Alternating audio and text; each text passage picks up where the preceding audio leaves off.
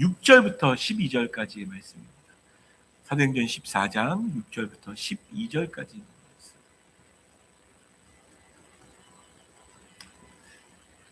교독합니다. 그들이 알고 도망하여 루가오니아의 두 성 루스드라와 더베와 그 근방으로 가서 거기서 복음을 전하니라. 루스드라에 발을 쓰지 못하는 한 사람이 앉아 있는데 나면서 걷지 못하게 되어 걸어본 적이 없는 자라. 바울이 말하는 것을 듣고는 바울이 주목하여 구원받을 만한 믿음이 그에게 있는 것을 보고 큰 소리로 이르되 내 발로 바로 일어서라 하니 그 사람이 일어나 걷는지라. 우리가 바울이 한 일을 보고 루가오니아 방언으로 소리질러 이르되 신들의 사람의 형상으로 우리 가운데 내려오셨다 하여 같이 읽습니다. 바나바는 제우스라고 바울은 그 중에 말하는 자이므로 헤르메스라. 아멘. 우리가 지금 매 주일 아마 당분간 계속 이쪽으로 갈 것 같은데요. 사도 바울과 바나바의 걸음, 1차 전도여행, 1차 선교여행이라고 명명하는 그 걸음을 계속 따라가고 있습니다. 그래서 사실은 이게 성도들이 일반적인 이제 교회 다니는 사람들이 일단 이런 단어가 나오면 두려워해요. 절기 얘기 나오면 두려워합니다. 우리가 잘 모르니까. 절기가 뭔지 잘 모르니까 두려워하고요. 여러분들은 어떤지 모르겠지만 저는 그랬어요. 1차 전도여행, 2차 전도여행 얘기를 들으면 약간 두려워져요. 왜냐하면 이게 막 생판 모르는 그 코스들도 있고 막 이러다 보니까. 그리고 이런 식으로 이렇게 말씀을 많이 듣는 적이 별로 없어서 물론 중간중간은 떼어서 다 듣습니다. 근데 1차 전도여행 중이에요. 지금 그 걸음을 따라가고 있는 거예요. 그래서 복습도 중요한 시간들입니다. 사실은 나중에 한번 쫙 지도 보면서 이렇게 쫙 정돈해 드릴게요. 비시디아 안디옥에서 쫓겨났죠. 쫓겨났어요. 더 이상 전할 수가 없어서 이동할 수밖에 없는 상황이 되어졌습니다. 그래서 어디로 이동하나요? 여러분, 이 정도는 이제 여러분들이 이해하셔야 됩니다. 어디로 이동했나요? 이고니온이라는 곳으로 지나갔어요. 3주 전에, 지난주에도 마찬가지고 이고니아라는 곳으로 갔습니다. 지난주 말씀 제목 좀 생각나십니까? 말씀 제목도 제가 가장 정리해서 하려고 최선을 다했거든요. 말씀 제목이 이런 거였습니다. 같은 말, 같은 두 반응. 그게 말씀 제목이었어요. 이제 슥 말씀 제목을 듣다 보니까 이고니온에서 그렇게 하셨지, 그 말씀 전하셨지 라는 것을 여러분들이 생각나실 줄 믿습니다. 생각나실 거예요. 자, 근데 그곳에서 이고니온에서 회당에서 똑같이 전했는데 회당에서 했던 설교를 길게 안 적은 이유가 뭘까요? 비시디아 안디옥의 내용 그것만 가지고 3주를 우리가 설교를 했었잖아요. 그래서 안 적은 이유가 뭐냐면 똑같은 말을 했기 때문입니다. 다른 얘기 안 했어요. 이고니온에서 다른 얘기, 비시디아 안디옥에서 다른 얘기 안 합니다. 상황이 다르고 환경이 달라져도 저와 여러분들에게 가장 중심이 되고 기준이 되어지는 건 나의 어떠함, 지금 우리 교회가 어떠하고 이런 거 아니고요. 예수 그리스도의 말씀, 복음, 그게 우리의 기준이 됐으면 좋겠습니다. 여러분, 복음에 대해서 설명할 수 있습니까? 복습을 위해서 또 4가지 말씀들이 여기 한 2, 3주 얘기를 했던 겁니다. 구원의 말씀입니다. 예수님은 믿으십니까? 그게 첫 번째예요. 구원의 말씀.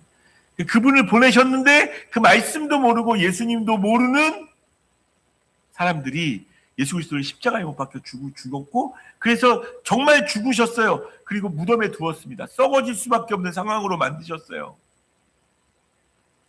그러나 복음을 이야기하면서 하나님이 썩지 않는 존재로 하나님이 다시 살리셨다는 얘기를 빼먹으면 복음이 아닙니다. 그 모든 다 있어야 되는 거죠. 왜 그런 일들을 하십니까? 저와 여러분들을 율법 말고 우리가 가지고 있는 뭐 말고 복음으로 의롭다 하시려고. 그게 복음의 내용입니다. 그게 같은 말이었고 가는 곳마다 말하는 복음이에요. 어느 곳에는 조금이라도 그걸 실는 곳도 있고 당분간 이제 안 할 거예요. 제가 보기로 같은 말 그냥 복음을 전했다 그러면 그 얘기인 줄 알고 계시면 돼요. 그래서 저와 여러분들도 막 복음으로 넘치는 사람 됐으면 좋겠어요. 함께하는 교회 목사님은 뭐 다른 얘기 하는 것보다 복음만 하는 걸 제일 즐거워하더라. 그러시면 제가 그렇게 평가받고 싶었으면 좋겠어요. 진짜. 그렇죠. 여러분들도 교회가 어떠하고 우리 교회가 어떻게 해야 되는지 이런 것 말고 복음만 이야기하는, 복음만 이야기. 자, 이고니에서 그렇게 했는데 어떻게 되어졌나요? 혹시 기억나십니까? 두 부류가 나눠졌어요. 두 부류가 나눠져서 허다한 무리가 따랐고 믿고 이렇게 인정하는 사람들도 있었지만 항상 언제나 그래요. 이 허다한 무리가 어느 쪽이 더 많고 어느 쪽이 더 적은지는 성경이 기록 안 하고 있으면 우리가 잘 모른다는 이야기예요. 두 개로 나눠져. 지금도 마찬가지예요. 전도하고 복음 전하면 다 교회로 돌아오는 게 아닙니다. 지난주에 어떤 표현 제가 예화 들었던 거 기억나세요? 어떤 청소년 여자애가 우리가 전도하고 돌아간다는 걸 알고 마하바냐 바람 일다 심경을 외우더라고요. 세상에. 왜 그걸 외워요? 왜? 그렇게 반대하는 사람들이 있어요. 우리가 잡상인인 것처럼. 마치 교회가 교회의 유익을 위해서 복음을 전한다고 생각하는 사람들은 못 받아들여요. 못 받아들여요. 안 받아들입니다. 그리고 주의 말씀이 그들에게 임하지도 않아요.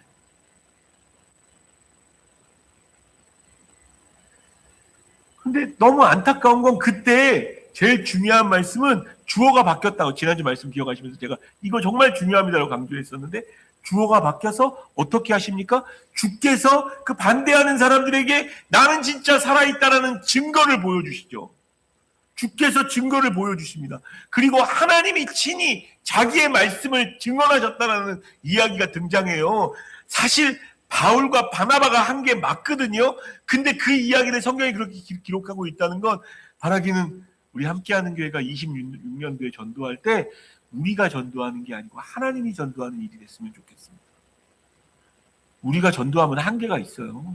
한계가. 최선을 다해서 준비하고 그렇게 전도하겠지만 우리가 전도하는 게 아니라 하나님이 전도하면 아무리 강박한 마음, 아무리 이 시대가 어떤 시대고 젊은이들이 원래 교회를 안 좋아한다부터 시작해서 수없이 많은 교회 안 나와야 될 이유가 있다고 할지라도 하나님이 하시면 나오게 됩니다. 여기에 막 진짜 진심으로 아멘이 되셨으면 좋겠어요. 그래서 내가 하는 게 아니고 하나님이 하시는 거에 나는 그냥 숟가락만 얹는 겁니다. 나를 거기에 참여시켜 주시는 게 너무 감사해요. 그런 사람들이 됐으면 좋겠어요. 근데 그렇게까지 했음에도 불구하고 실제적으로 권력을 가지고 있는 사람들과 친한 사람들은 반대쪽이 더 친했던 거예요. 그래서 그 권력을 동원해서 바울과 바나바를 돌로 치려고 했습니다. 돌로 치려고. 그래서 어쩔 수 없이 살려면 도망갈 수밖에 없는 거예요. 6절 말씀 같이 읽겠습니다. 6절. 오늘 본문 6절입니다. 읽습니다. 시작. 그들이 도망하여 루가오니아의 주성 루스드라와 더베와 그 동방으로 갔다. 그들이 알고 도망했대요. 사실은 도망한 게 맞거든요. 무서워서 거기 있을 수 없어서 도망한 거예요.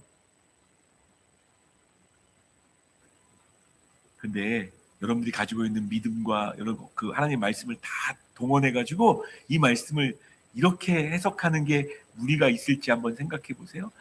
도망간 게 아니고 하나님이 이제 그만 너 루스드라와 더베로 가. 거기서 내가 할 일이 있어. 도망간 게 아니라 주께서 가시는 그 길로 간 겁니다. 저는 그렇게 믿어요. 우리가 도망갔다라고 생각하면, 그러니까 여러분 이게 이제 그동안에 들었던 말씀과 이렇게 잘 해보세요. 내가 비겁하게 도망갔어. 그때부터 저 같은 남성성을 가지고 있는 여자들도 남성성이 있거든요. 남성성을 가지고 있는 사람들은 비참해지기 시작합니다. 내가 뭐 그것도 못하고 도망갔지? 자괴감이 들기 시작합니다. 바울과 바나바가 그런 마음으로 갔을까요? 저는 아닐 거라고 믿어서 이렇게 말씀드리는 겁니다. 하나님이 그 길로 가게 하시니까 그 길로 가는 겁니다.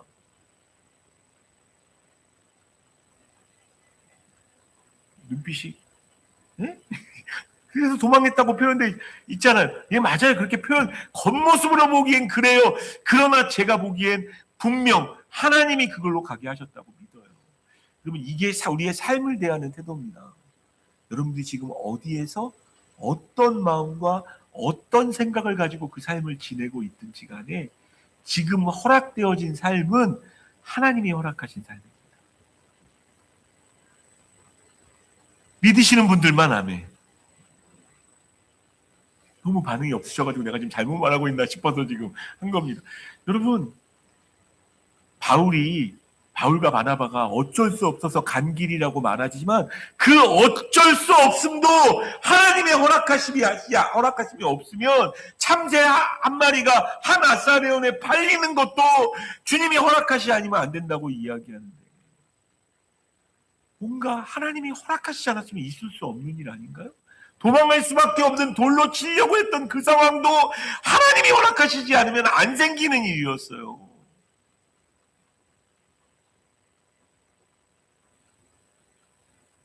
내가 원하는 결과가 내 삶에 이루어지지 않고 있고 그것 때문에 정말 괴로운 분들, 하나님 바라보십시오.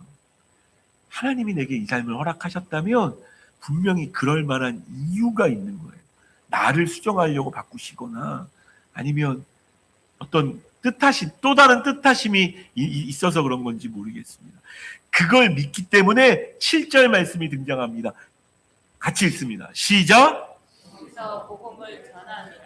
얘 돌맞을 뻔한 일이 그 복음 전하다가 그렇게 돌맞을 뻔한 일이 벌어졌거든요. 근데 그러면 쭈그러들어야 되잖아요. 나가 이렇게 자괴감 들고 이런 일을 내가 왜 계속 해야지? 근데 정말 하나님이 하셨다고 믿으면 이게 예수 믿는 사람들의 파워입니다. 도망갔는데 거기서도 그 복음 전하는 걸 놓칠 수가 없어요.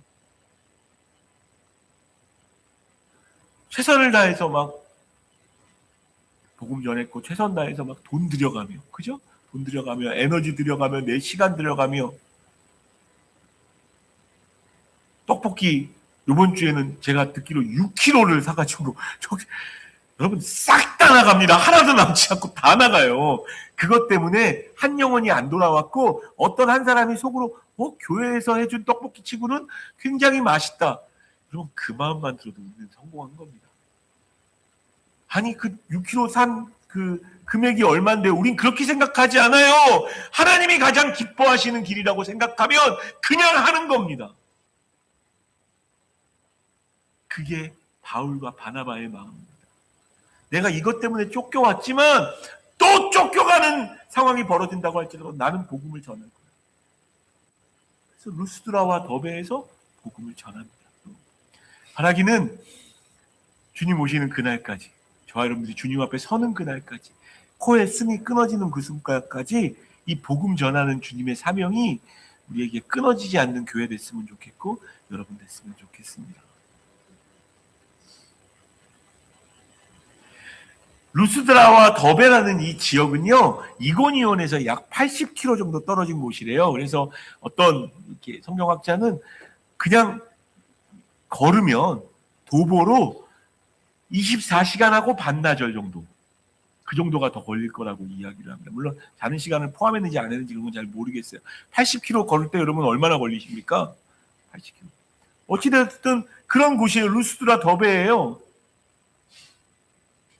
이 루스드라하고 더베라는 지역 자체가 굉장히 독특한 특성이 있는 곳이에요. 성경학자들의 이야기에 의하면, 그러니까 고증도 했겠죠. 이곳은 집성촌이래요. 보통 집성촌이라고 얘기하면 우리는 이제 성 같은 사람 모여 있는 게 집성촌이라고 보통 생각하잖아요. 우리나라는 그래요. 근데 그 당시에 그 고대 근동의 아시아 지역에는 이런 루스드라 더베는 어떤 집성촌이었냐면 퇴역 군인들이 있어서 아주 찐 로마 사람들이 그곳에 다 있었던 거예요. 퇴역 군인들이 모여 살았던. 그래서 그들이 모여 살았던 집성촌이라 생각보다 유대인들은 몇 명 없었던. 원래 유대인 10명만 있어도 회당을 세우거든요. 아니면 10명은 넘었는데 아직 회당을 세울 정도의 능력이 안 됐는지 모르겠지만, 그래서 몇 안 되는, 사도 바울이 돌아다니면서 몇 안 되는 그 회당이 없는 지역이 이 루스드라와 더베였습니다.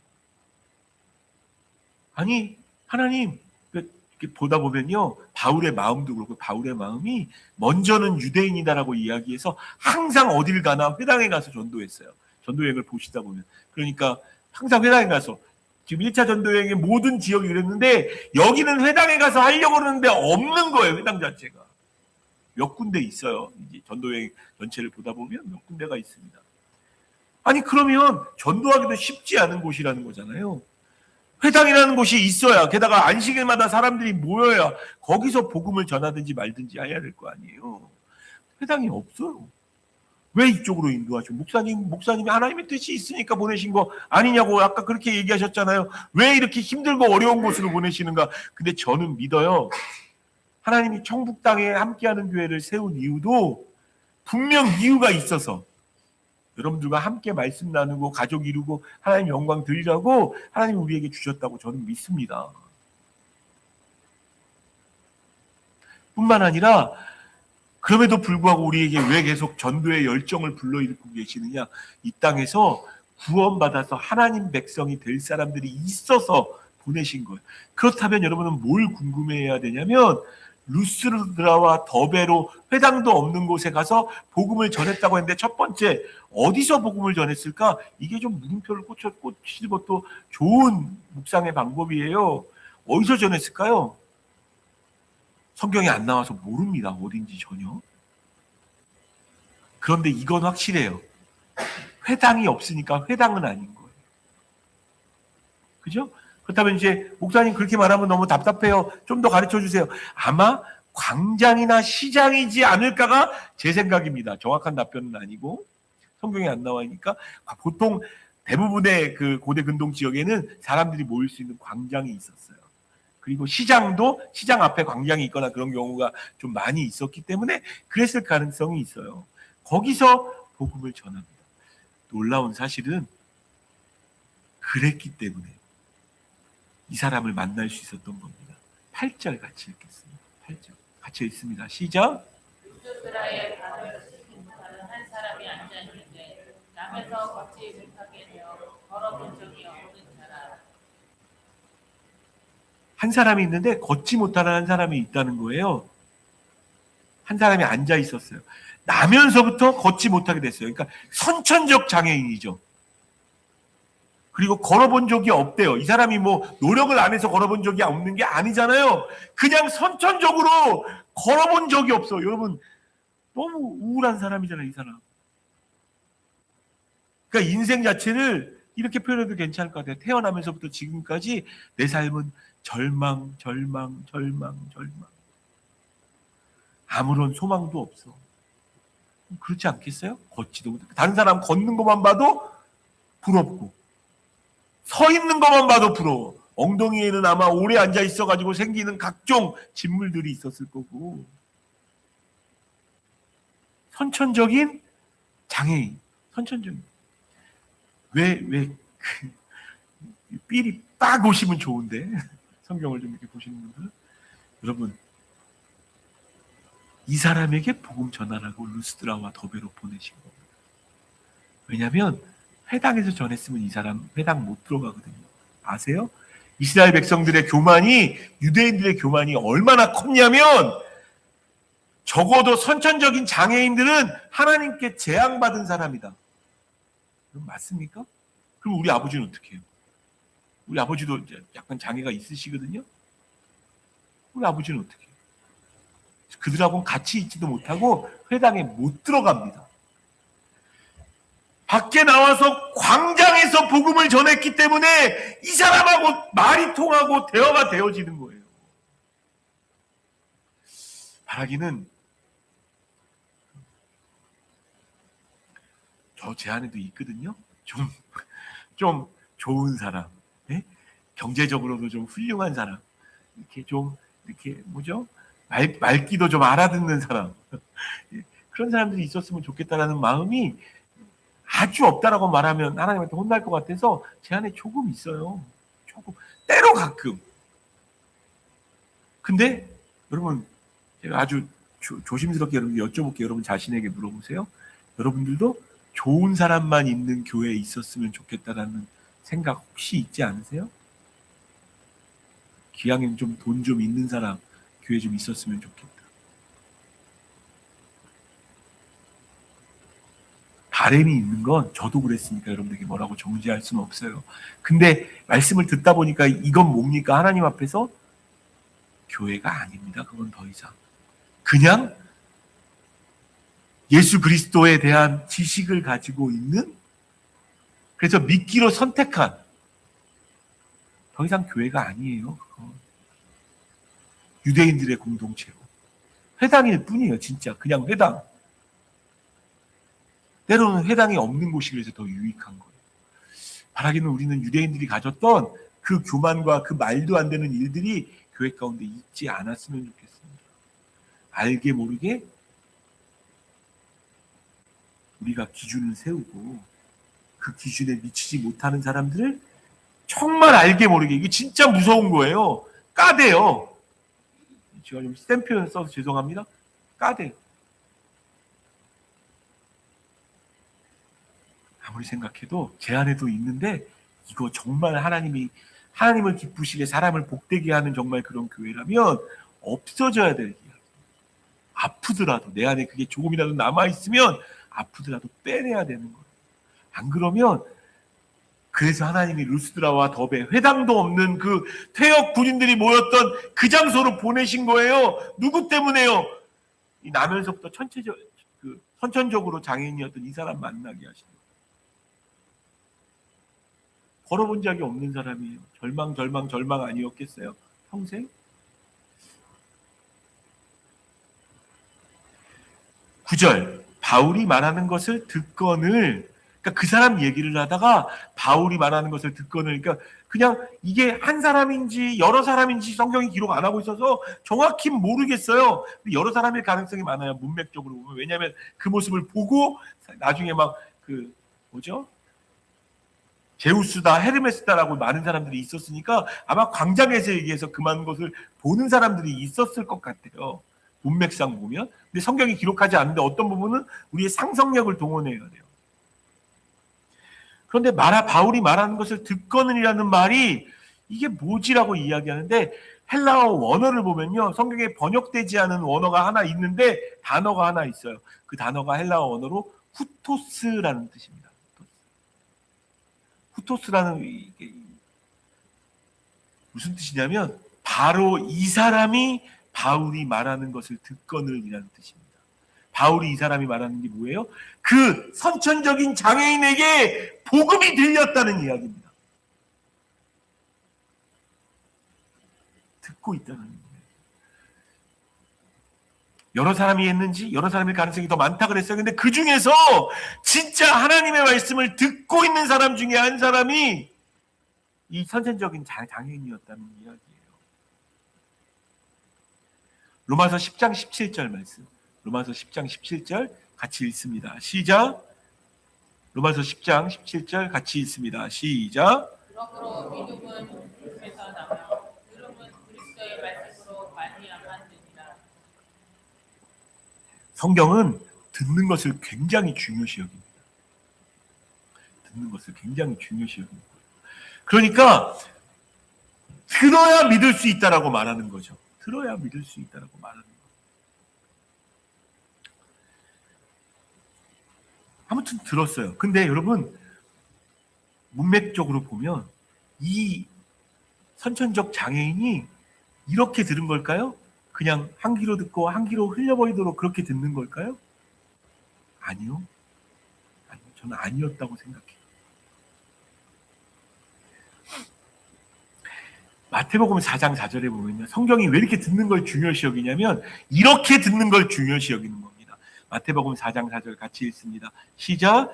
예수께서 대답하여 이르시되 기록 되었으되 사람이 떡으로만 살 것이 아니요 하나님의 입으로부터 나오는 모든 말씀으로 살 것이라 하였느니라.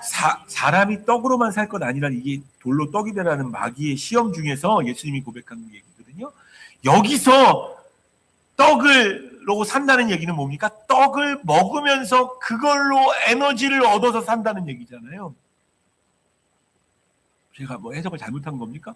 사람이 떡으로만 산다는 얘기는 떡을 먹어서 그걸로 에너지를 얻어서 산다는 이야기예요. 성경이 말하는 들음은 듣고 이해해서 머릿속으로 넣었다가 뭐 잊어버린다, 이런 들음을 이야기하는 게 아닙니다. 이곳에 계신 모든 분들이 말씀을 듣고 계세요. 맞죠? 저는 저희 교회 성도들 말씀 듣는 태도 너무 좋거든요. 저를 바라보시고. 물론 그러나 그 중에서 제가 어떻게 다 그 속을 알겠어요. 말씀 하나하나 중에서 뭘 놓치지 않을까, 하나님 내게 무엇을 말씀하시나 라고 듣는 분도 계시고, 어떤 분들은 오늘 목사님 설교는 도대체 얼마나 길어질까에만 관심이 있는 분들도 혹시 있을지 모르겠습니다. 적어도 성경이 말하는 믿음은 들음에서 난다는 그 들음은 그냥 귀로 듣고 머릿속으로 이해하는 것 이상인 겁니다. 마치 우리가 떡을 먹듯 하나님의 말씀을 들음이 말씀을 먹는 거라고 이야기하는, 말씀 먹는 거. 소화시켜서 그걸로 마치 떡으로 에너지를 삼듯 그 말씀으로 내 삶의 중요한 에너지가 되어지게 하는 거예요. 그러고 나서 이렇게 성경을 보다 보면요, 생각보다 말씀을 먹으라는 식의 표현들이 꽤 많이 나와요. 에스겔 3장 1절부터 2절 제가 읽어드리겠습니다. 또 그가 내게 이르시되 인자야 너는 발견한 것을 먹으라. 너는 이 두루마리를 먹고 가서 이스라엘 족속에게 말하라 하시기로 내가 입을 벌리니 그가 그 두루마리를 내게 먹이시며. 이 두루마리가 뭐예요? 말씀이 있는 걸 먹이신다는 거예요. 여기만 나오는 게 아니고 요한계시록에도 또 나옵니다. 비슷한 거. 하나님의 말씀을 먹으니 입에는 다 너무너무 달았다. 꿀처럼 달았다. 근데 그게 뱃속을 이렇게 먹으면 이루어지는 일이잖아요. 말씀을 듣고 이해했는데 그걸 내 삶에 진짜 적용하려고 뱃속으로 들어가서 소화를 시키다 보니까 너무 내 배에서 썼다. 그런 얘기가 요한계시록에 등장합니다. 생각보다 성경은 들음을, 하나님의 말씀을 듣는다는 것은 하나님의 말씀을 먹는 것이라고 표현하는 경우가 꽤 있어요. 즉 바울이 말하는 것을 듣거늘 후토스, 그 사람이 들었는데 이 듣는다는 것은 그냥 귀가 열려 있으니까 듣고 가끔 때로 아멘도 한두 번씩 하고 고개도 한두 번씩 끄덕이는 그 듣는을 이야기하는 게 아닙니다. 그랬으면 그 뒤에 일들이 있을 수가 없어요. 얼마나 열심히 들었든지 성경이 기록한 것만 보면 9절 말씀 제일 중요한데 9절 말씀 다시 한번 읽겠습니다. 시작. 바울이 말하는 것을 듣거늘 바울이 주목하여 구원받을 만한 믿음이 그에게 있는 것을 보고. 그러니까 얼마나 주의 깊게 들었으면 누구를 주목하여 보는 거예요. 저도 이렇게 여러분들하고 눈 맞추려고 굉장히 이렇게 설교 전하면서도 계속 이렇게 눈을 맞추는데 누구를 더 많이 보게 되어질까요? 저는 뭐 이렇게 무슨 투시의 은사가 있어서 여러분 보면 다 안다는 게 아니라 여러분 누구나 이 단위에서 말씀을 전하다 보면 누가 잘 듣고 있는지 보여요. 그러니까 바울과 바나바가 그 선천적인 안진뱅이가 얼마나 잘 들었는지 그 사람을 주목하여 볼 수밖에 없을 정도로 이 사람이 잘 들었던 거예요. 먹었다는 얘기죠. 먹는 게 왜 중요한 줄 아세요? 먹는 건 그 이후 여러분의 삶을 지배합니다. 그래서 제가 저희 교회 밥 맛있게 먹는 것도 너무 중요하다고 이야기했잖아요. 그 먹는 건 결국 그 먹는 것에 의해서 내가 지배당하는 거거든요. 좀 과격하게 세게 말하면 독약을 먹으면 죽습니다. 독약이 내 영혼을 다스리면 그 독의 기운이 나를 죽이는 거예요. 맞죠? 술을 먹으면 어떻게 될까요? 그 술의 기운이 나를 다스려요. 취하게 되어지죠. 정신없어지고. 약을 먹어요. 약 먹으면 이제 저도 그런데 저희 교회 성도들 중에서도 이렇게 있는 것 같아요. 약을 먹으면 약간 해롱해롱 되어지는, 약 기운이 너무 세가지고. 뭘 먹느냐가 그 약의 그 먹는 거의 기운을 내 삶에 적용시키는 겁니다. 이해가 되십니까? 말하기는 하나님 말씀 먹으시는 분들 됐으면 좋겠어요. 그냥 듣고 이해하고 아멘. 오늘 말씀은 좀 내게 적용할 수 있는 말씀인데 아멘. 오늘 말씀은 나하고는 별로 관계가 없는 것 같아. 목사님 왜 저렇게 표현하셔? 그러면 듣긴 들었는데 안 먹은 거예요. 이 절망했던 선천적인 이 장애인, 걸어보지도 못했던 이 사람이 주의 말씀을 먹는 거예요. 그 다음 표현도 좀 생각해 볼 수가 있습니다. 9절이 오늘 말씀의 좀 핵심인데, 주목하여 봤더니 구원 받을 만한 믿음이 그에게 있는 것을 보고, 이쯤에서 여러분 물음표를 좀 꽂으셔야 됩니다. 어떤 물음표를 꽂으시면 좋냐면, 여러분 믿음이 보입니까? 믿음이 보입니까? 믿음은 안 보입니까? 추상적인 거니까 안 보인다라고 말하는 게 합리적인 거예요. 근데 여러분, 이것만 하면 여러분이 정말 여러분 평생에 저 사람 정말 너무 믿음 있는 사람이야 라고 생각했던 사람을 한번 떠올려 보세요. 믿음 좋았던 사람. 그 사람을 떠올릴 때 보이는 부분이 있지 않으세요? 저 사람은 이렇게 했던 사람이야 평생. 즉 믿음은 보입니다. 자기가 뭘 믿고 있는지가 보인다고요. 물론 뭐 그냥 성인이긴 하지만 그 사람 내가 존경하진 않아요. 마하트마 간디라는 사람, 여러분 누구나 잘 알고 있는 사람. 그 사람이 했던 유명한 말이라 교회 좀 다녀보셨던 분들은 한두 번 들어봤다. 나는 예수님은 너무 좋다. 예수님은 존경한다. 그러나 예수 믿는 사람들은 싫다. 간디의 눈에 예수님은 좋아 보이는데 예수 믿는다고 말하는 사람들의 믿음의 길이 안 좋아 보이는 거예요.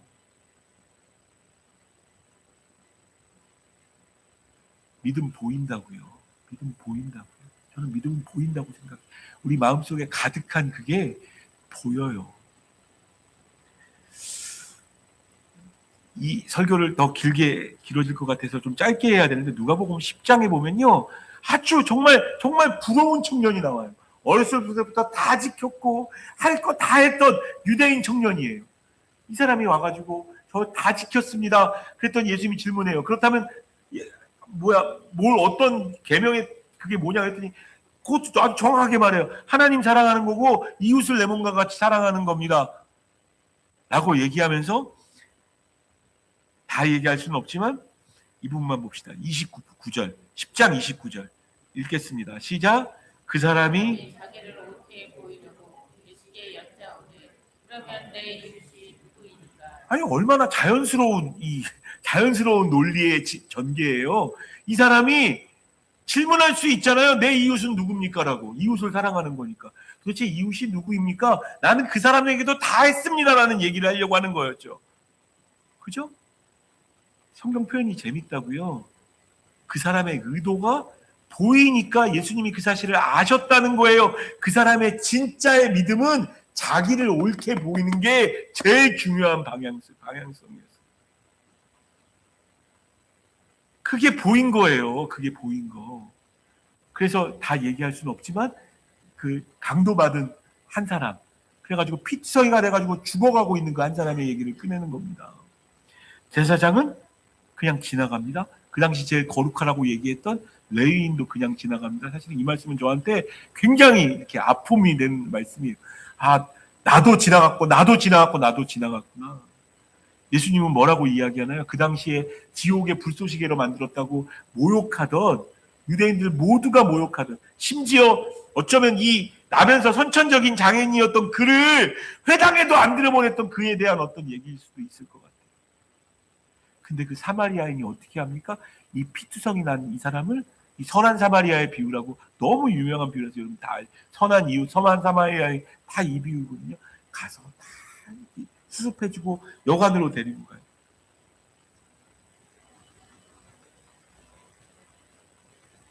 (35절) 말씀 한번 읽어볼게요. 할 얘기가 많은 말씀이지만 35절 같이 읽습니다. 시작. 그 이튿날 그가 주막 주인에게 데나리온 둘을 내어 주려 이르되 이 사람을 돌봐주라. 비용이 더 들면 내가 돌아올 때에 갚으리라 해. 여러분 대단하지 않아요? 끝까지 책임지는 거예요. 그 사람 나하고 뭐가 있는데 이 사람 나한테 갚을 거라고 생각해서? 아니잖아요. 이 말씀 속에 말씀 준비하다가 이 사람이 현금을 막 들고 다닐 정도로 부자는 아니었구나. 데나리온 2개 정도 들을 수밖에 없는 그 사람이. 그래서 지금은 돈이 없어. 더 줄 게 없어. 그런데 끝까지 책임지려면 비용 만약 더 들면 내가 더 주겠다. 여러분, 이들의 믿음이 보이지 않나요? 제사장하고 레위 지은 족속은 설명이 별로 없으니까 적어도 이 피투성이 난 사람을 이렇게 해가지고 나를 더럽히거나 이렇게 할 필요는 없다라고 생각하는 게 그들의 믿음이에요. 보이잖아요. 그들의 믿음이 뭘 가르치는지. 그리고 그 사마리아인 사람들에게 모욕당하고 있는 그 사람들의 믿음도 보이잖아요. 그래도 사람을 살리는 게 하나님 원하시는 거다. 그래서 자기의 모든 것을 다 들여서 그러면서 예수님이 이렇게 말합니다. 내 생각에는 이 사람 중에 누가 강도 만난 사람의 이웃이냐. 네가 누가 내 이웃인지 찾을 생각하지 말고 네가 원래 그래서 이 청년이 마지막 사람입니다. 도와준 사람입니다. 얘기해서 너도 가서 그렇게 하라까지 있어요. 10장 누가복음 10장에 보면 네가 그렇게 정말 믿고 있다면 여지껏 모든 말씀 지키고 살아왔는데 너한테 진짜 부족한 게 있다면 하나님의 진짜 마음 이웃을 내 몸과 같이 사랑하라고 말했는데 네가 사랑할 만큼만 사랑했잖아. 네가 모욕하고 있는 그 사람 안 했잖아. 너도 지금부터 해야 돼. 이 말 한마디 그냥 돌아가 버립니다. 그 잘난 사람. 믿음 보입니다? 제가 말씀 준비하면서 이 얘기는 꼭 해야겠다라는 생각은 들었어요. 진짜 안타까운 건 내 믿음을 다 보고 있기 때문에 다 알아요. 보이기 때문에. 근데 본인은 몰라요. 내 믿음이 그렇게 보여진다는 걸 본인은 모른다고.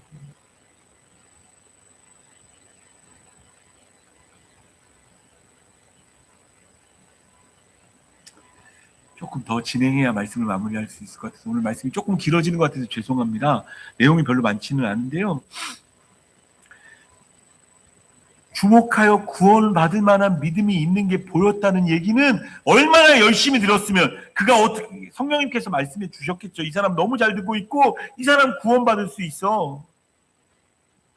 그게 보인 거예요. 10절 말씀이 있습니다. 10절 같이 읽습니다. 시작. 큰 소리로 이르되 내 발로 바로 일어서라 하니 그 사람이 일어나 오는지라. 만약 하나님의 말씀이 이 사람을 지배하고 통치하게 되어지면 이 사람이 오랫동안 가지고 있던 그 절망의 끝도 끝날 거다. 바뀔 수 있다. 그래서 큰 소리로 이르되 큰 소리로 이르는 게 뭘까요? 저처럼 목소리 좀 작게 하다가 갑자기 커져가지고 이게 아니고 저는 이 큰 소리 안에 뭐가 들리냐면 하나님의 음성이 들려요. 하나님의 말씀이 들려요. 네가 정말 이 구원받을 믿음이 있고 이 말씀을 먹고 있다면 이 말씀도 먹어서 너를 통치하기에 내 발로 바로 일어서라. 하나님 재밌죠 표현이? 내 발. 하나님이 발 지어주셨잖아요. 근데 그 발이 기능을 제대로 못하고 있어. 나면서부터 지금까지 걸어본 적을 한 번도 경험하지 적이 없어. 근데 하나님은 너를 그렇게 만들지 않으셨어. 이 말씀이 너에게 적용됐으면 좋겠어. 내 발로 하나님 너에게 발을 주셨다면 지금 아무 기능도 못하고 있는 그 발을 일어나서 걸으라. 저는 하나님이 여러분에게 허락하신 여러분 자신, 여러분들의 인생 모두 다 주의 말씀을 먹어서 그 말씀이 통치하는 우리가 됐으면 좋겠어요. 내 뜻이 통치하는 시간이 아니고 하나님의 말씀이 나를 통치해요. 감사한 건 얼마나 두려웠을까요? 이 사람이. 내 발로 일어서라고요? 이 발이 움직일 수 있다고요? 안 움직여요? 모르시나 본데 그랬던 사람도 있어요. 예수님이 할 때 나 못 간다고 얘기해서 했을 때도 그렇게 얘기하셨죠. 아우 이게 바뀐다고요? 놀라운 건 정말 말씀을 먹었어요. 아까 이 선천적인 장애인. 그리고 그 사람이 일어나 걷는지 일어나는 겁니다. 이 말도 없는 이 쓸모없고 내게 붙어있어서 오히려 거추장스럽기만 한 이 발이 걸을 수 있다고 그 하나님의 말씀으로 받은 하나님의 말씀. 바라기는 저와 여러분들의 삶이 환경과 상황, 사람들이 말하는 어떤 여기를 의지하지 말고 주의 말씀 먹으면서 사는 우리가 됐으면 좋겠어요. 그러면 일어나 걷게 되어집니다. 그러면 억울한 일 많으나 주를 위해 참는 게 돼요. 엉망진창인 삶인 것 같고 행복은 하나도 없는 삶인 것 같은데 하나님의 자녀로 살아가는 게 그냥 행복해요. 아무리 생각해도 지금 난 안 행복해. 지금 이거 못하겠어.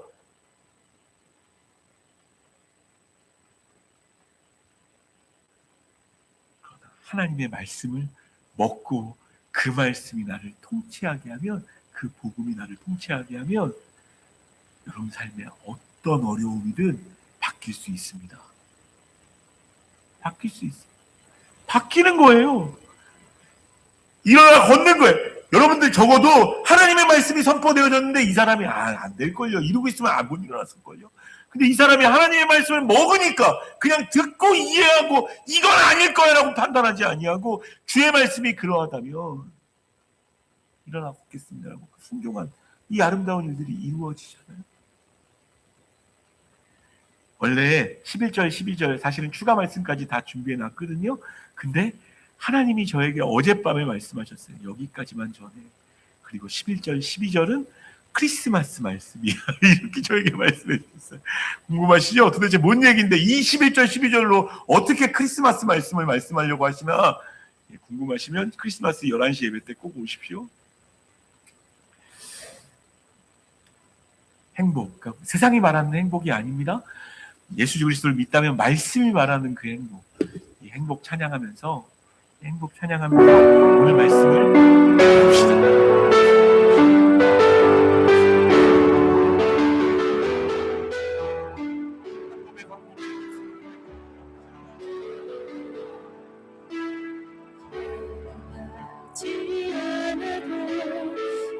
정결하게 사는 삶 가진 것이 작아도 감사하며 사는 삶 내게 주신 작은 힘 나눠주며 사는 삶 이것이 나의 삶의 행복이라고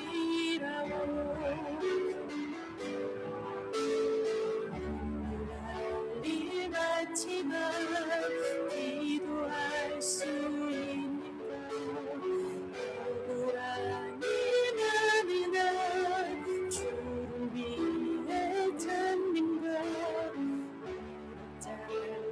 작은 삶 주 뜻대로 사는 것 이것이 나의 삶의 행복이라오 이것이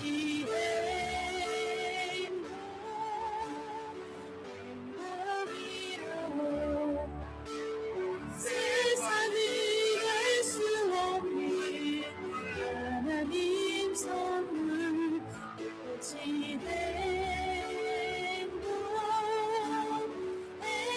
행복이라고 하나님의 자녀로 살아가는 것 이것이 행복이라고 말씀 이해하는 게 아니라 말씀 먹읍시다. 그 말씀이 나를 통치하시도록 절망했던 인생이지만 하나님 말씀이 통치하시면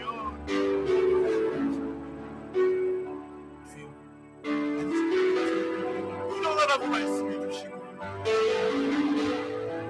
굽어진 삶을 살고 있다면 바로 일어서라. 그 말씀에 나를 통치하는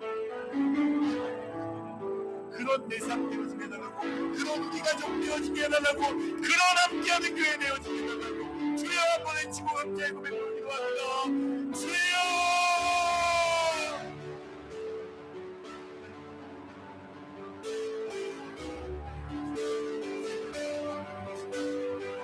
믿음은 보이는 것이라고 말씀합니다. 어쩌면 시대의 젊은이들의 예수를 믿지 않는 것 잘못 보아줘서 그런가. 정말 믿는다면 하나님의 말씀을 먹고 그 말씀이 나의 영과 내 생각 또한 내 영과 세상 사람들이 말하는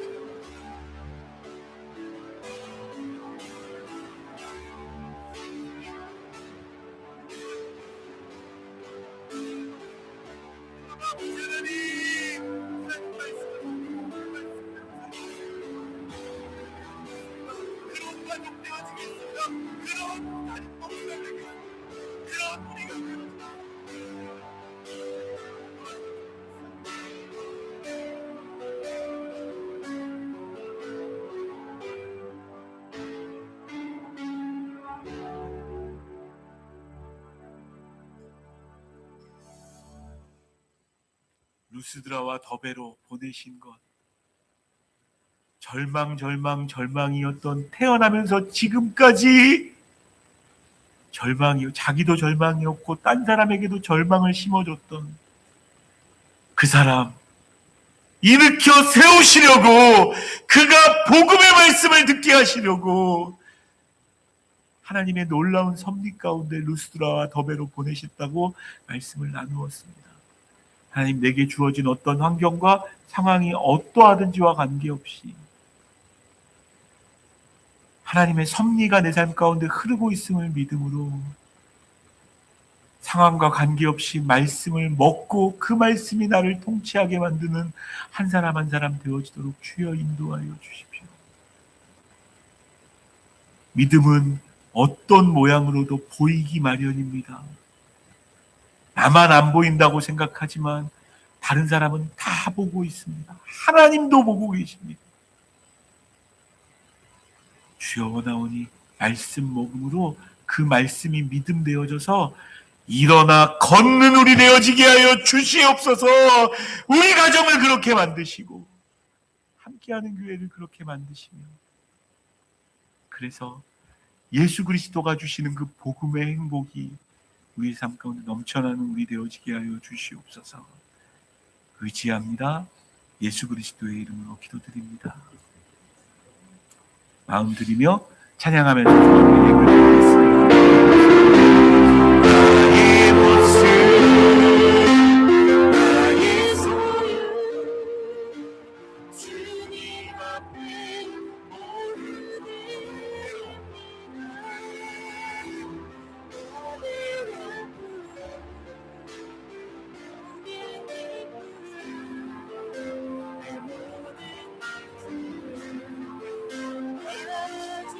자리에 일어나서 내 삶을 함께 드립니다. 나의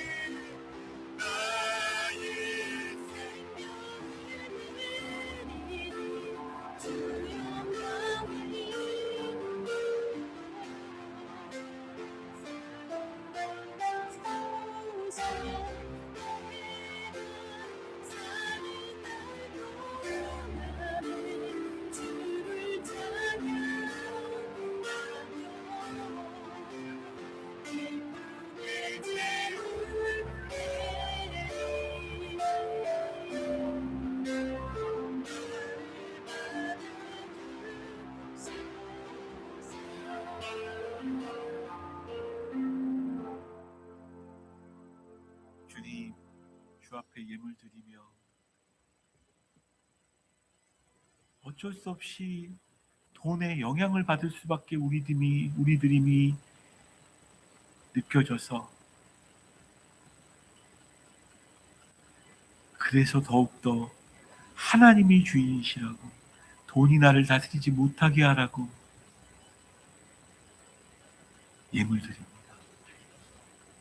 주여, 그 믿음 담고 주 앞에 드린 모든 자들마다 그 믿음 때문에 드리고 싶지만 드릴 수 없는 그들에게 주님, 하나님만이 왕 되시고 그 말씀만이 나를 통치하는, 말씀만이 나를 다스리는, 복음만이 나를 다스리는 우리 모두가 되어지게 하여 주시옵소서. 그리하면 일어설 수 있는 줄 믿사옵니다. 주 앞에 드린 이 믿음의 고백을 하나님 받으시고 우리의 삶을 책임져 주시며 필요할 때 더하여 주시고 넘치도록 행하여 주시옵소서.